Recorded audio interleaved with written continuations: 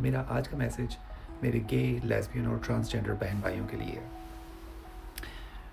सबसे पहले आप अपने दिल में इस बात को कबूल करें कि आपके साथ कोई ख़राबी, कोई बीमारी या कोई गलत चीज़ नहीं है।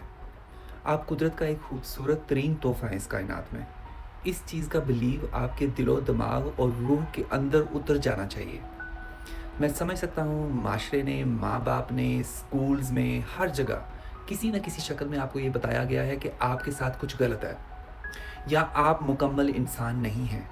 तो प्लीज़ ये ज़िम्मेदारी अब सिर्फ़ आपकी है कि आपने अपने आप को एक मुकम्मल और बेहतरीन इंसान समझना है। आपको किसी के सामने प्रूव करने की ज़रूरत नहीं है, ठीक है? जो समझना चाहते हैं वो समझेंगे, जो नहीं समझना चाहते आप उन्हें जितना भी समझाने की कोशिश करेंगे वो नहीं समझेंगे। अहम बात ये है कि आपने ये बात समझनी है।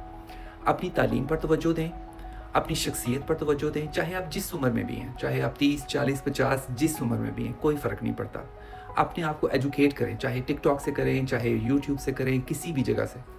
और अगर आप इस एज में हैं कि आप अपनी तालीम हासिल कर रहे हैं, तो प्लीज़ अपनी तालीम मुकम्मल करें और तालीम हासिल करने के बाद फ़ाइनेंशियली, पैसे के लिहाज से अपने आप को मज़बूत करें। मैं एक बार फिर आपको ये याद करवाना चाहूँगा कि आप कुदरत का बेहतरीन तोहफ़ा हैं इस कायनात के लिए।